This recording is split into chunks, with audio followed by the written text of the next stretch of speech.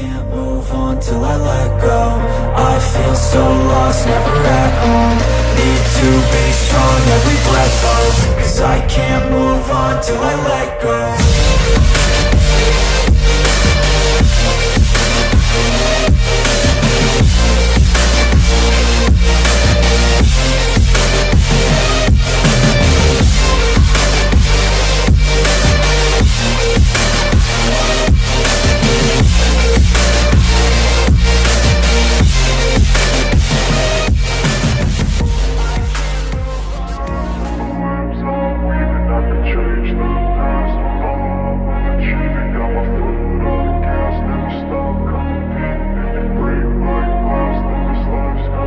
I wanna be the best in the game, invest in my name. Check no restraints, I'm obsessed with the pain. I ingest, I retain, assess and I change. Possessed by the thought I'll be free one day from society's restraints. Money, clout and fame, mud, disease, a plague. We all love to hate, have to play the game, have to make a name. All our insecurities are on display. This is war with the enemy, think that it was meant to be. Living in a time where disease is on every screen. I won't let them fester me, I know most are festering. Negativity is a plague for the mentally weak.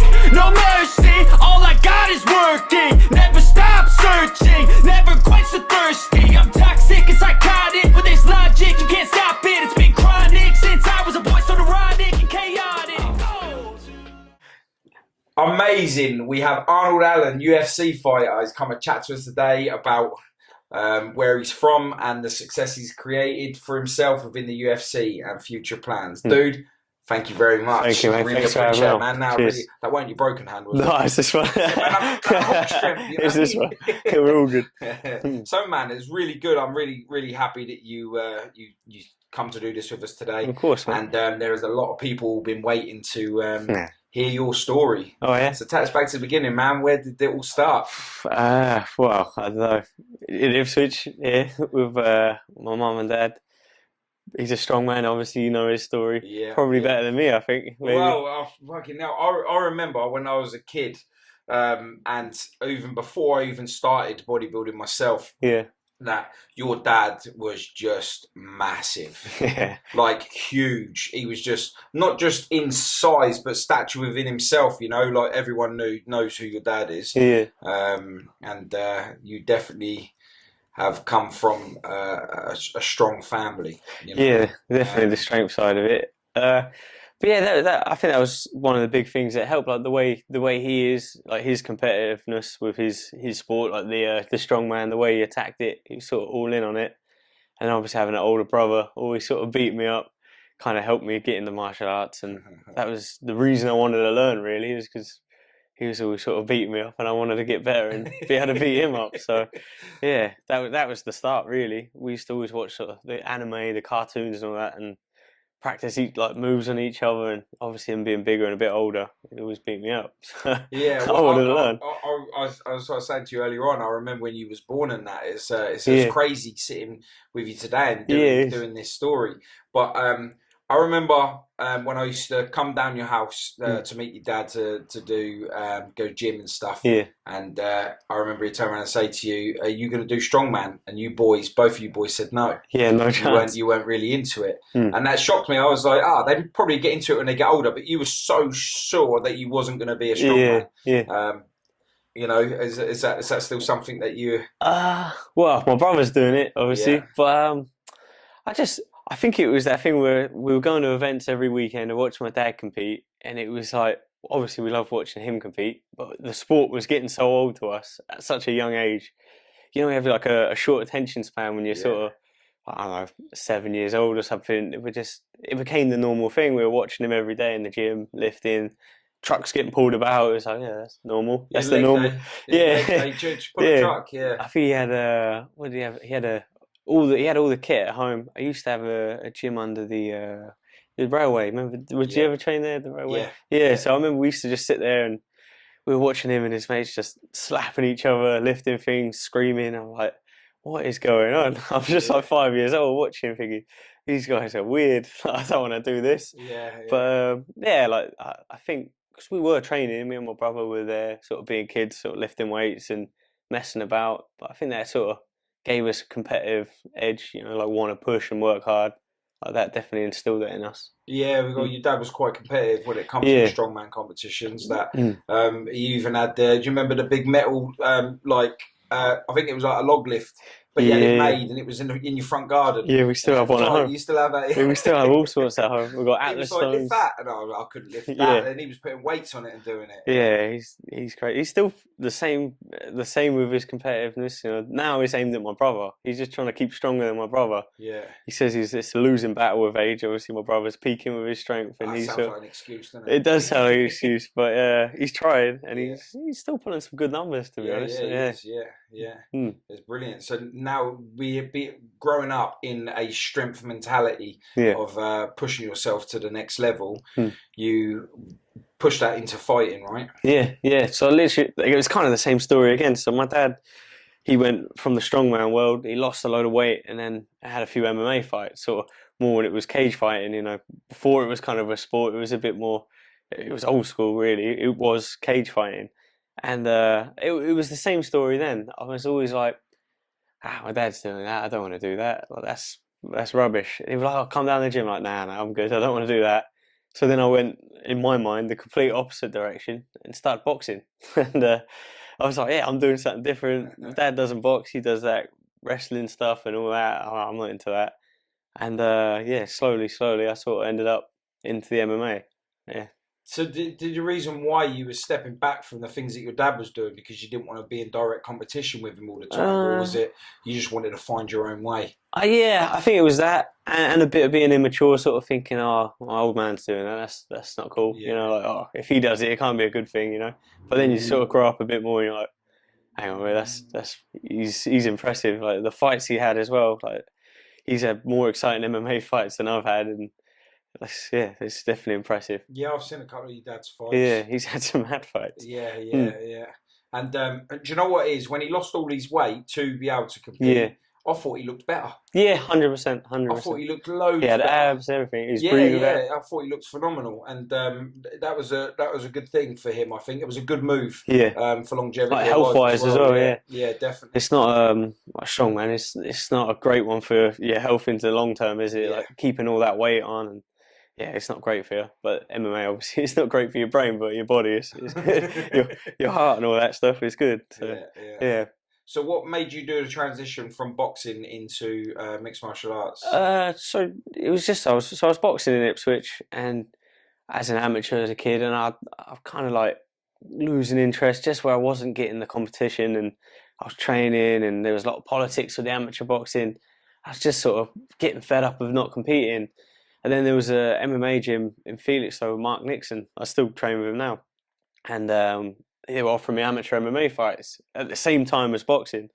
And then obviously they're sort of a bit frowned upon. You're not really allowed to be doing the opposites, and you're supposed to be with the amateur boxing. If you're boxing, you're boxing. You're not doing anything else. So I was sort of sneaking away and doing MMA under a different name just because I could get the competition. What name was you using? Just my middle name, nothing smart. Billy Allen, yeah. So if I go, all the events are up in Norwich, my amateur ones mostly. So I go up there, everyone calls me Billy now. Everyone thinks my name's Billy up there. Yeah. You all right, mate? Yeah. I'm just like, yeah, Billy. And when you come on as Arnold Allen on TV, they go, I know someone. I wonder if he's related to Billy. Similar looking. Yeah. So yeah, I was doing that. I got kicked out of school pretty young for just nothing serious, just stupid, silly. Like being stupid, like being.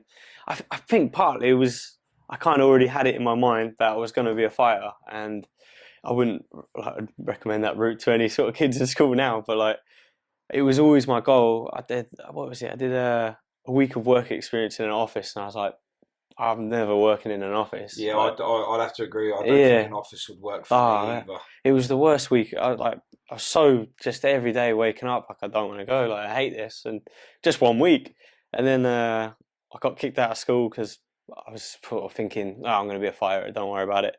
And then my dad sort of sat down with me. He said, you can do whatever you want as long as you work hard at it, and you ain't staying at home every day. So I was like, all right, okay. And then I was going to the school. They were taking me to a school in Ipswich, sort of naughty boy school. I can't remember where it was, Norwich Road somewhere. And Westbridge. I think that was. That's where I went to. Oh Westbridge. really? Yeah.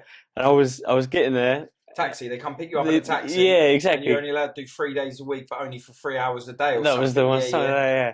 So I would get the taxi there, walk around the corner, and sneak off back to the boxing gym. And it was on Turret Lane. I don't know if it's still there now, but yeah, I was sneaking off and then going to the boxing gym rather than school. So I was like, I know what I'm doing. This is my plan. So yeah, so far it's working out.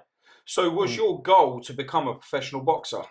Yeah. That was as a kid and teenager. That was the aim. I wanted to be a. Yeah, I'd still love to have a professional boxing match. I'll probably watch more boxing than MMA, to be fair. But yeah, that was the original goal. That was the plan.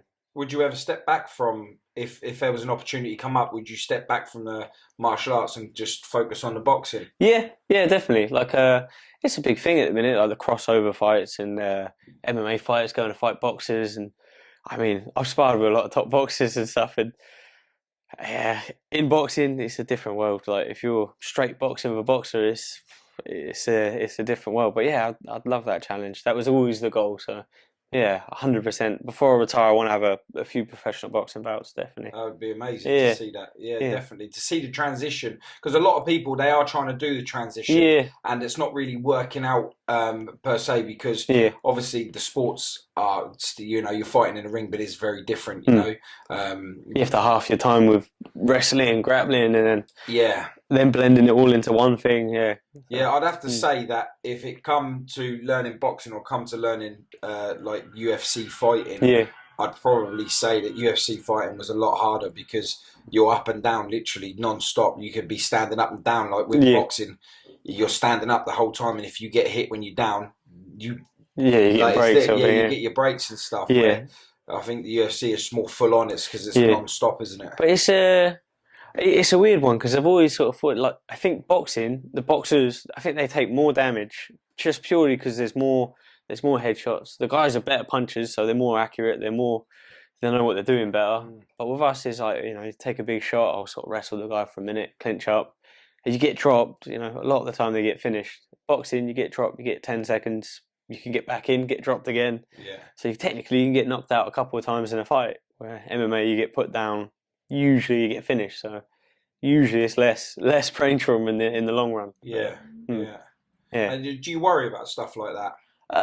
Yeah, definitely. It's definitely something I worry about it, but not in the moment, really. Like when I'm sparring, I don't really, if I get hit with too many big shots in the gym, in the sparring, I don't really think about the long term. I'm more thinking like, if that was a fight, I'd probably get knocked out there. I don't want to be taking them shots in a fight, just want to be perfect all the time, really. Yeah. Perfect, I guess, is not getting hit, but then if you're sparring, you're going to get hit. Yeah, definitely.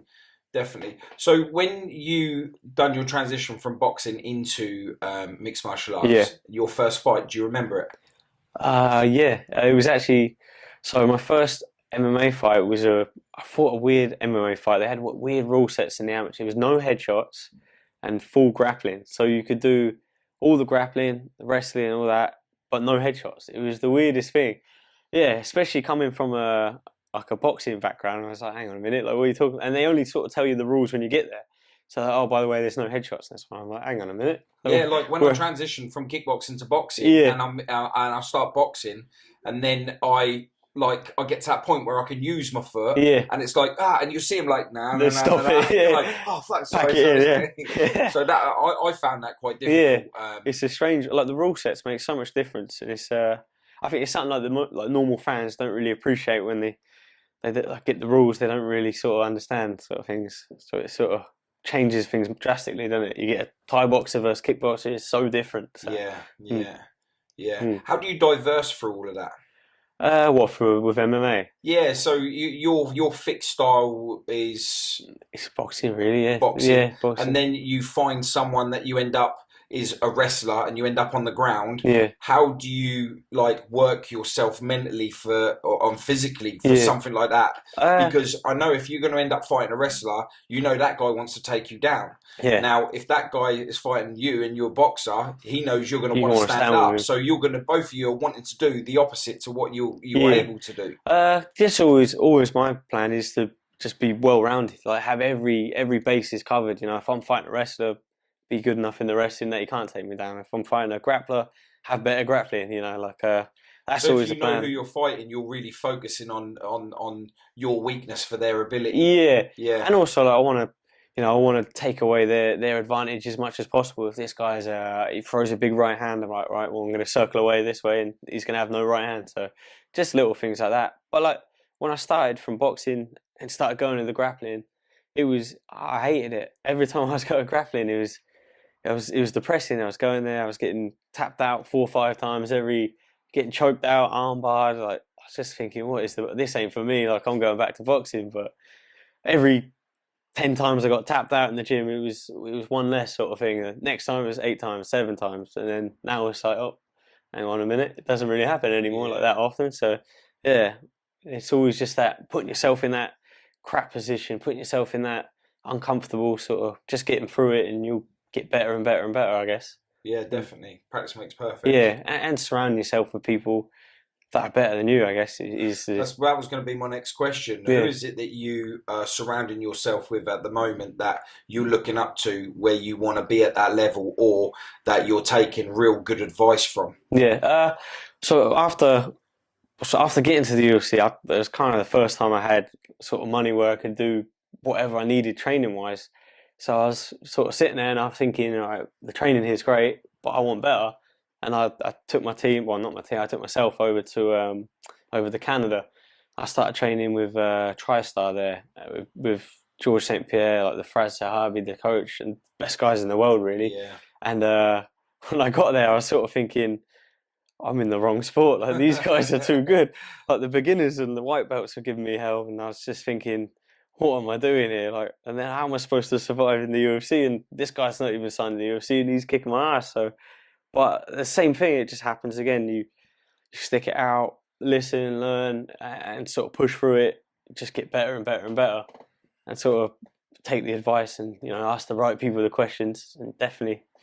But I think a lot of people get into that point where they're sort of learning, where they're uncomfortable, and they quit and go the wrong way. Where all they have to do is sort of pursue and keep going. Yeah, down and keep pushing. Yeah, exactly. Just it's like runners when they hit a wall, do they stop or they just carry on? Yeah, and that's then it. they get that high point where they just like can run an extra Yeah. 10 more miles. I guess that's like that when Yeah. you're fighting, but the difference is you're being viewed by millions of people. Yeah, that's it. But and also it's like people don't like push themselves through them boundaries if they're the other people are better, they're in crap positions, they're getting submitted, but you also have to put yourself in the bad positions to get out of them.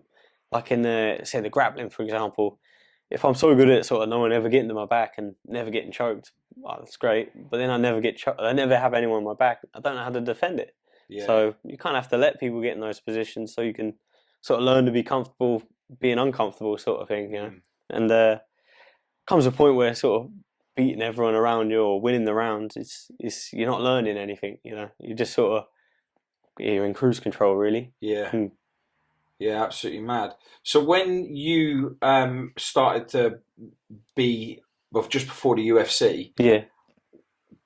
how did that happen? How did you transition from just being in a gym with people like myself and the people you train and that lot to having the option and to be able to get to the UFC? Obviously, your ability is great. Yeah. Yeah. So that obviously got recognised, right? So how was it that a guy from Trimley St Mary in Felixstowe, the smallest town ever, got to be on the big screen at one of the biggest fighting platforms in the world? Just I don't know, just literally we just said, just the hard work, being in the crap positions, just keep going, and I just sort of believed in myself, really, and just training every day, and I had a plan. I had a plan in my head. I wrote it down on paper, and the plan was, when I'm 21, I was going to sign to the UFC, and if I didn't sign to the UFC when I was 21, I was going to sort of get a part-time job and put the dream on the back burner, sort of thing. I was like, I don't want to be sort of mid-20s and have no job and sort of still be living at home, all that. But it sort of worked out.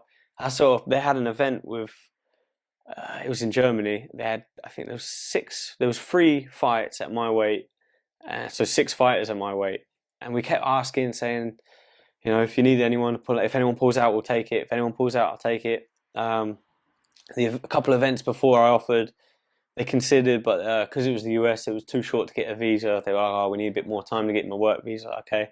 And then, so the next time I said, same thing this event, if someone pulls out, I'll take it. And on the week of the fight, someone pulled out. They called in the first, I think it was 6 days notice. They're like, you're in. I'm like, yep, that's it. That's the plan. This was for the UFC. Yeah, yeah. And the worst thing was, because I had to get all my medicals, brain scans, my eyes done before. So it was 6 days notice. And I had, I think it was 24 hours or 48 hours to get my eyes done, my brain scanned, all my medicals, everything done, blood work on the week. Then be on a plane Tuesday morning, I think it was, to fly to Berlin. And they said, if you're not on that plane, you're not fighting. I was like, all right, cool. So you know when you get your eyes dilated and they do the tests. Have you ever? Yeah, and you go a bit blind. Yeah. But yeah, you're trying to text, but you can't see. Yeah, Exactly. So I had that. That was the last test, and I was at the airport trying to find everything. I was lucky with my friend who was helping, but I'm looking. I think, oh, we made it. We made the flight. Oh, but yeah, all.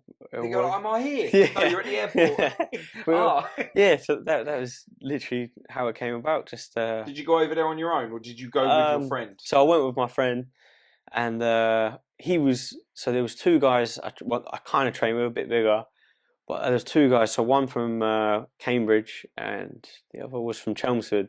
They trained at the gym I trained at in Essex, in Colchester, and they'd made it to the UFC before me. They were a lot older than me at the time, and it was them that kind of sort of allowed me to believe that I could do it as well. So like seeing those guys in the gym, because before them it was kind of like a sort of unattainable thing. I was like, that's not going to happen. That's not. And then you sort of see the people around you start doing it. I'm like, I mean, I can do that, and I will do that.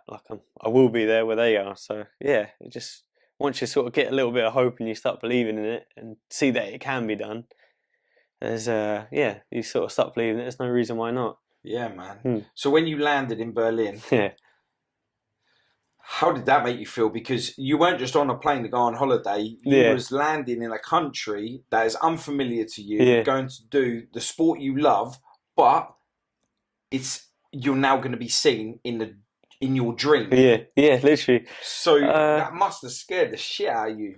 No, I not. It was weird. Like not at all. I just kind of like. You were ready, weren't you? Yeah, I was like in the moment, kind of, and it literally like that. The whole week was gone, and I was back at home with my dog with a black eye, and I'm like, hang on a minute, did that happen? But it just like every morning I wake up, I put a timer on 5 minutes. I sit there in the dark and I visualize the plan. And for probably 2 years before that, I'd been visualizing that plan and sort of not literally to the detail of what happened, but pretty much what happened. That was the plan, and I was just kind of like, yeah, this is what's meant to be. And I've worked for it. And I've been training, and all the hard work's about to pay off. And fortunately, it did. So yeah, that was. I guess the power of visualization. I guess. Yeah, 100%, 100%. So you're lined up. You're ready to fight. How long was it before you started fighting on that? Was it the same day, the next day?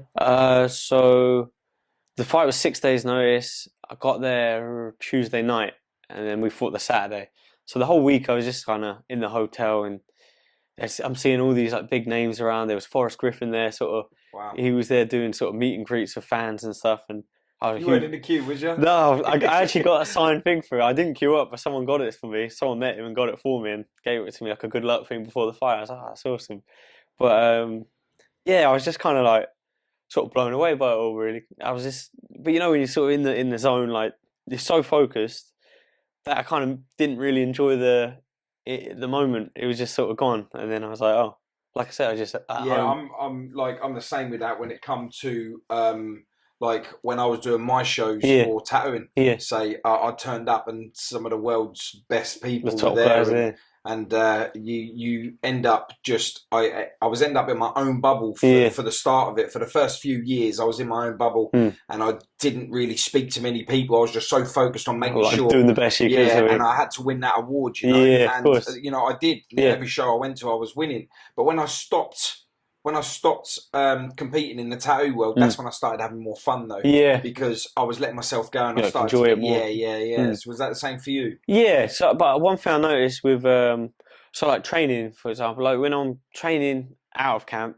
it's just I love it. I love working hard, pushing. Like I don't mind being, burnt out at the end of the week. It's sort of a sign of a good week. But you enjoy it. You enjoy it. But then in camp, like when I've got that sort of 6 week preparation time, everything's sort of to a science. Everything plays a bit more in your mind. Like I say, if I get hit in the head with a good shot, I'm like, oh, that would have been me out in that one. Like if I ate that in a fight, that's good night sort of thing. So just gets a bit more stressful, and you don't really enjoy the process, but not like, you know, you overanalyze, you sort of over critique everything. But obviously, everything works best when you're having fun, doesn't it? So 100%, 100%. So it's the night of the fight, yeah, the first fight under the UFC eyes. yeah. How did that feel? What was going through your head when you were standing in the ring? Because it's not like no other ring, no. Yeah, no, it's not. It's yeah. So I was out. I walked out first. So I walked out first, and it was a pretty hostile crowd, to be fair. Because you're like unknown. Yeah, and so this guy, he lived in Germany. I think he was German from somewhere. I think like a refugee, and I think he moved there or something. But he was the hometown guy, and people they were like swiping at me walking out. No, were they? Yeah, I'd never seen that many people as well, and sort of in the arena. It was O2 World in Berlin, so it's kind of the same as the O2 one in London, but yeah, I saw the most I fought in before that was probably maybe 1,000 people. I think there were about 20,000 there, and I'm like, Jesus, this is a bit different, isn't it? God. Yeah, so I'm walking out, and people were like screaming, "You're gonna die, Alan! Like you're gonna die!" I'm just like, hang on a minute! Like people were trying to grab at me, and like, you know, all sorts of things. Oh, this is cool. It was fun. Like, I kind of enjoyed it really in a weird way. But the funny thing is, I got in there. The guy had the same.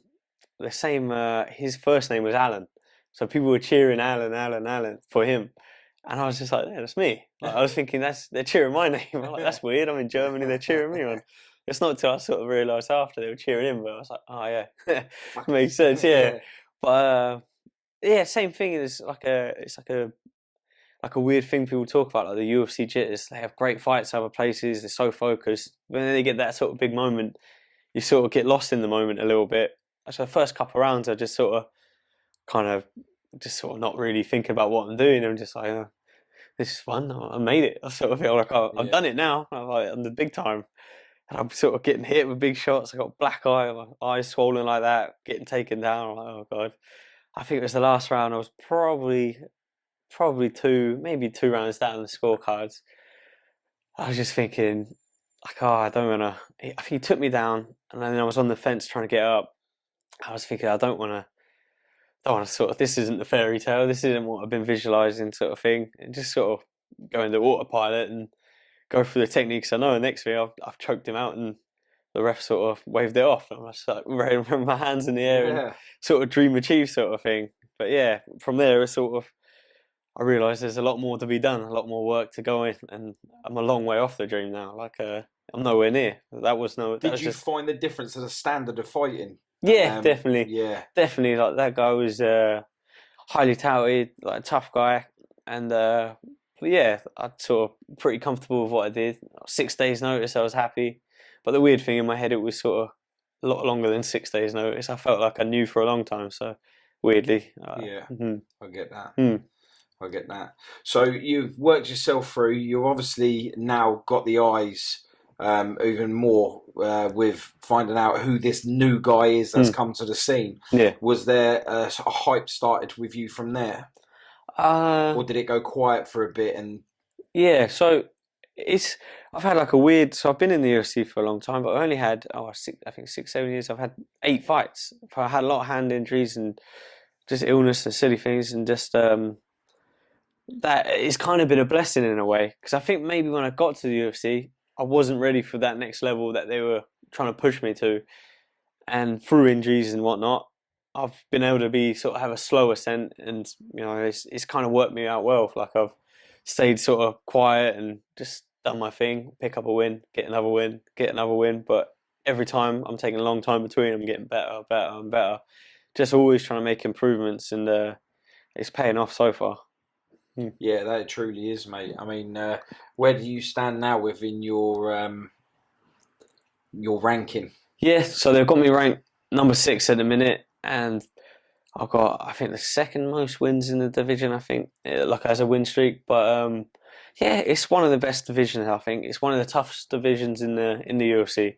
There's all sorts of guys coming up. There's guys at the top that they're dangerous. They're killers. There's guys coming up from the bottom, like the bottom 15 sort of thing that are avoided. Sort of no one wants to get in there. It's a rough division. So that's where you want to be in it. They're the big boys, and this is exactly what I wanted. And the goal is to be world champion one day. So I mean, got to be amongst the big boys at some You're point. gonna have to face them at some point to be able to get that title. That's it. I believe that you will be world champion, and it's not just because you're sitting here or I've known you since you were a kid. That's from seeing the way that you are. Your determination in and outside the ring is extreme. Thank you. It's impressive, and you come from a line of competitive, like with your brother, with your dad. It's built into you. Yeah, definitely. And I think you've got it. So from A to now, what's been your most memorable fight? Most memorable. I don't probably for me having beaten Gilbert Melendez. I think in Vegas, in my US debut in Vegas, it was it was my first sort of big American card, like I think it was John Jones undercard it was, so it was like a big pay-per-view. It was there, I think it was there July 4th, their weekend, like big weekend, and it's the biggest event of the year, so, and for me it was sort of supposed to be like the coming out thing, like going from prospect to sort of, oh, like this guy's here sort of thing. And ex-champion like Gilbert Melendez, he's been in some crazy fights. As a guy I was watching as a kid, like I was a big fan of him as a kid, watching him fight. And to go and sort of put on a performance against him in Vegas and sort of get the win, that was a sort of big confidence booster to me to sort of show, like I belong amongst the best guys. Like, I deserve to be here, sort of thing.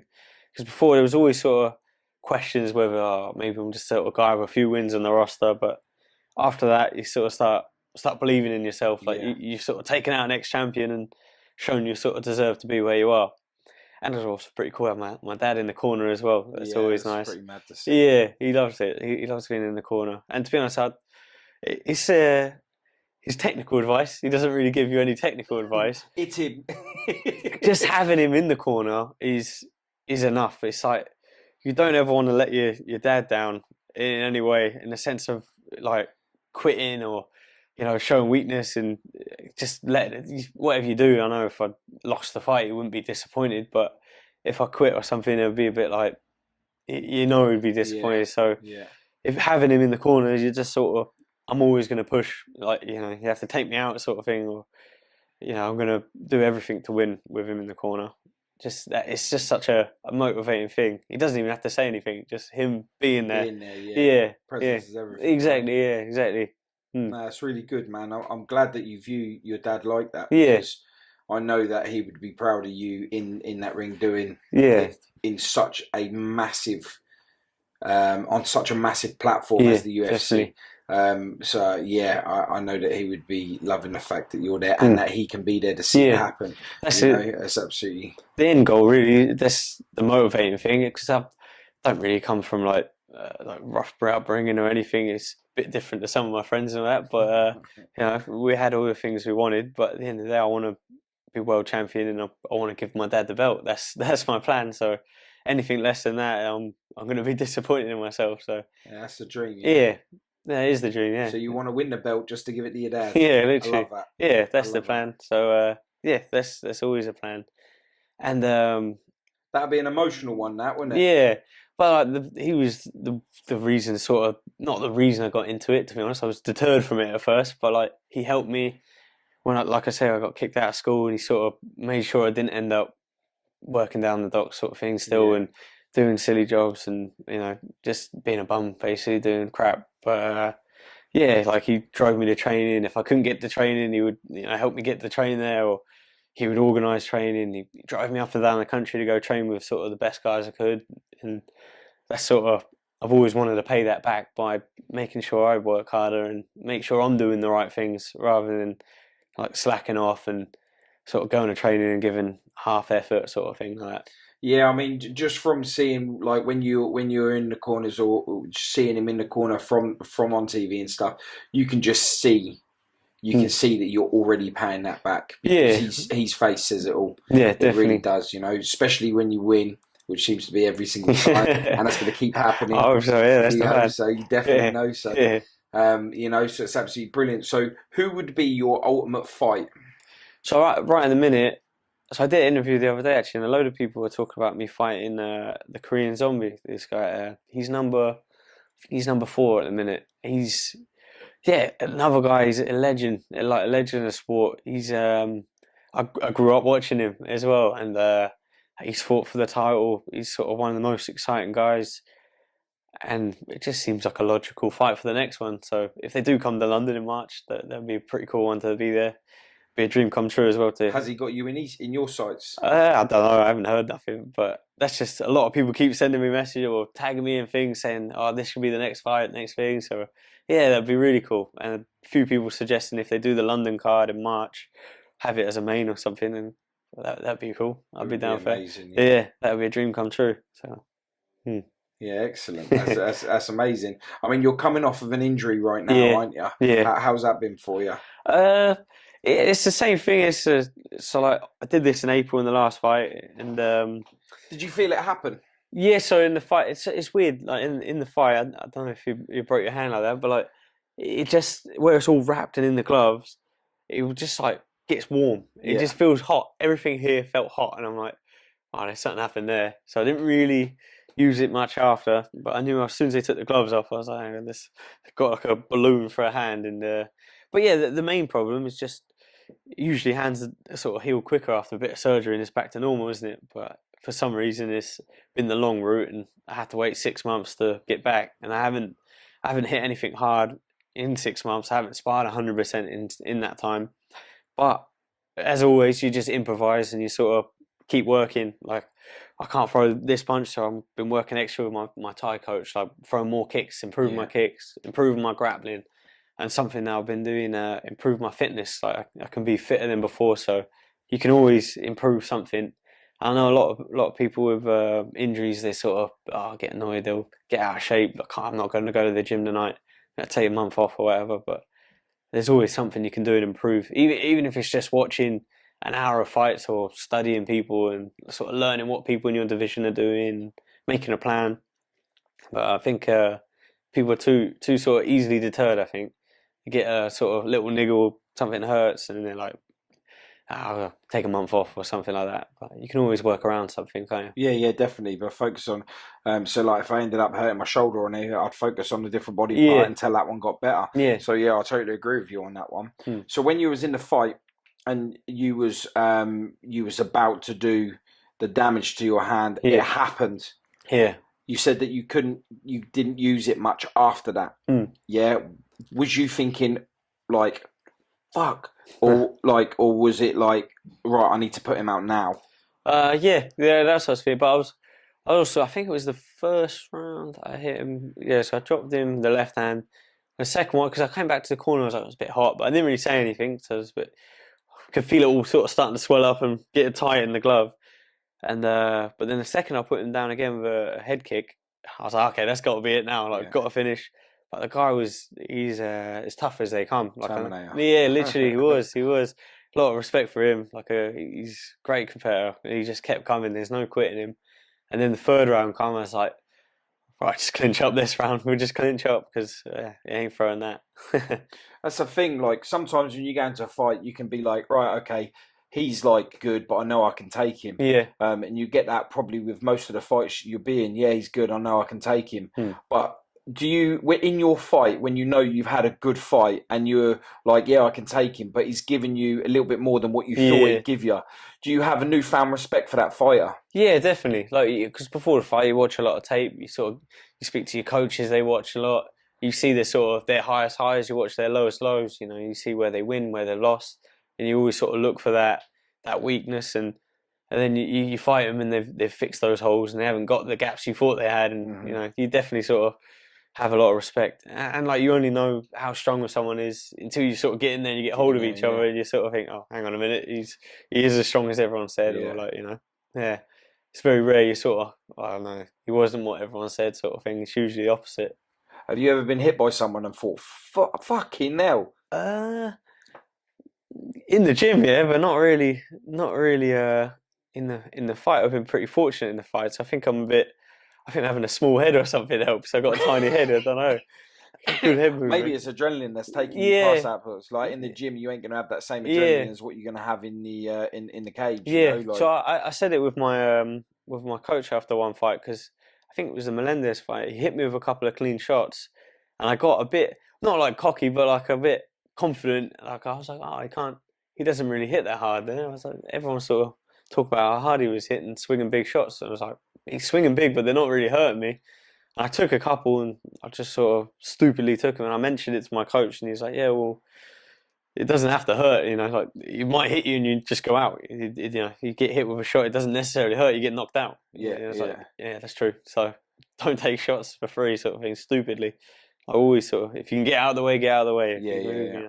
Hmm. Smart fighters are a movement Yeah, fighter. yeah, yeah. And I was just sort of, yeah, I don't know what it was. I just it hit me with a shot, and I was just sort of, I stopped moving the same way because I was like, I didn't really respect his power for a minute, and I'm like, oh, it's not that much. I could take that all day, sort of thing.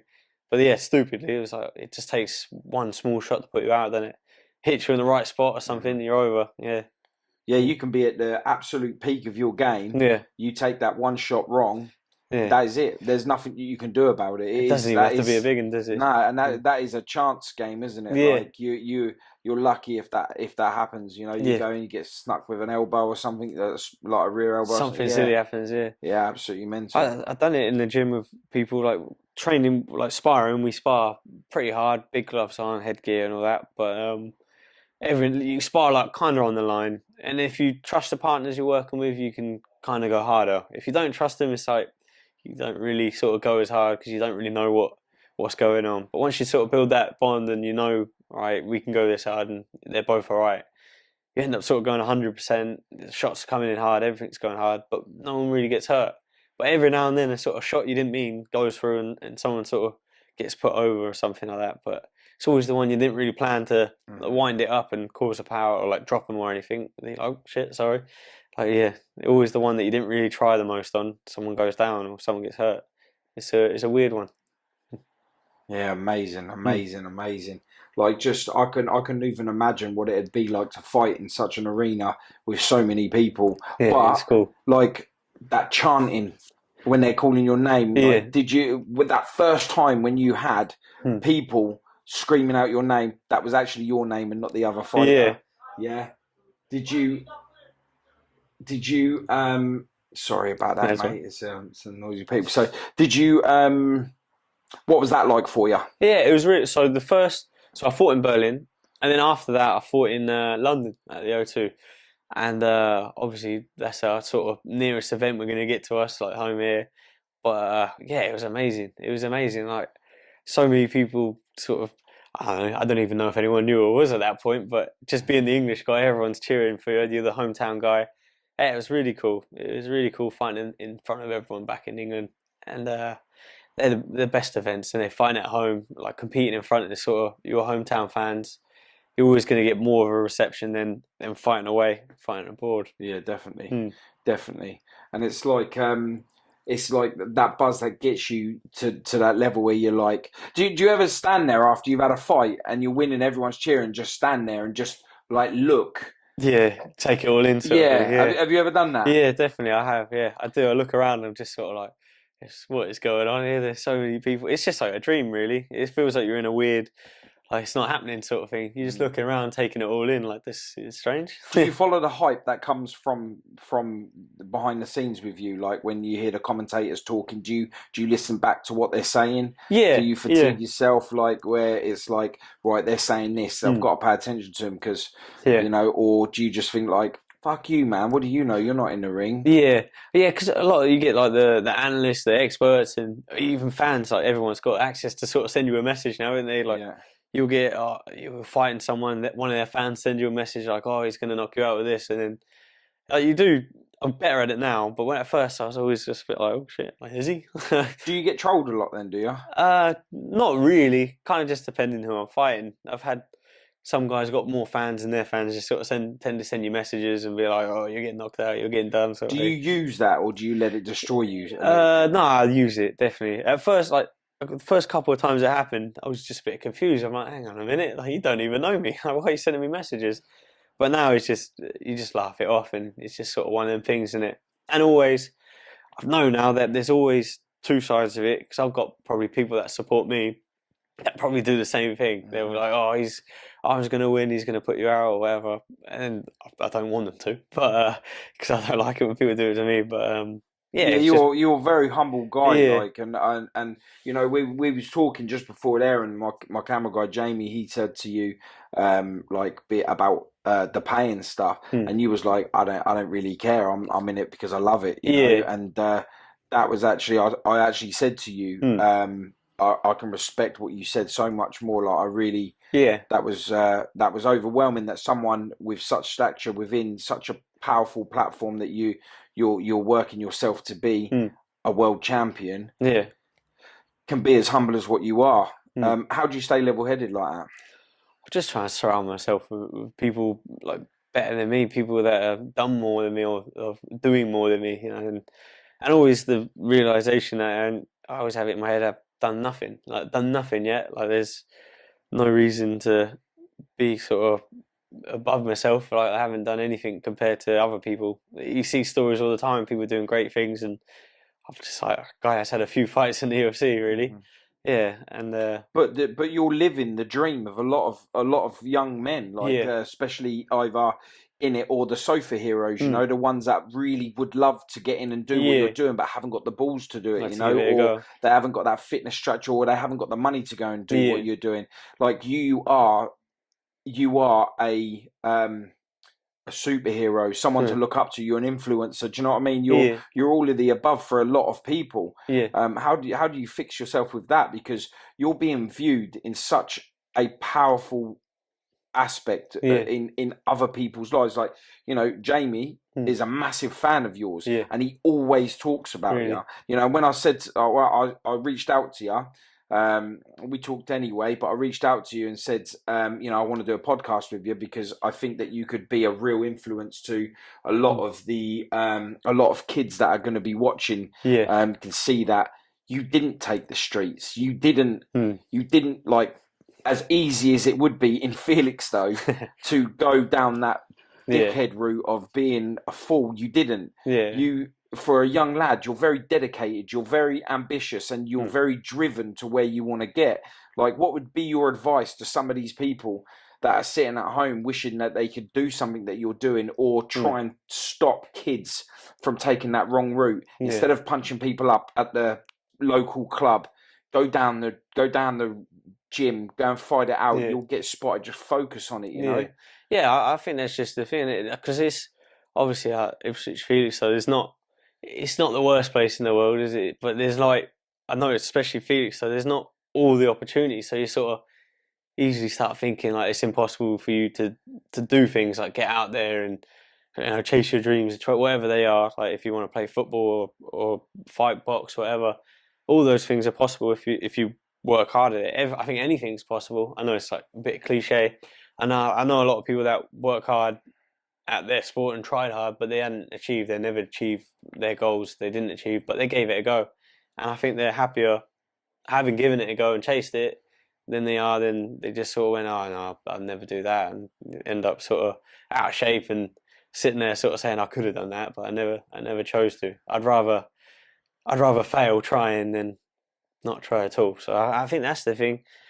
Just go for it. Just try. Isn't it? There's nothing to lose really. Like at the end of the day, just get stuck in and get after your dream. If you have to travel, you have to travel. If you have to have no money so you can train, if you have to spend all your money on coaches and travel to get to the gyms and the training or whatever it is, do it. Let's do it. I absolutely love that, man. Hmm. Yeah, it's absolutely amazing. Do you think that you'd ever go up or down in a weight to once you've achieved what you wanted in this category Uh, that you're in? Would you ever go up or down a weight to start uh, challenging the next, or would you just move on to boxing? I don't know. Yeah, a lot of people suggest it. I think I look bigger in pictures or something because people always say about going up a weight. I train with some of the guys the weight above me. There's so what is it? 4 kilos. It's 4 kilos up.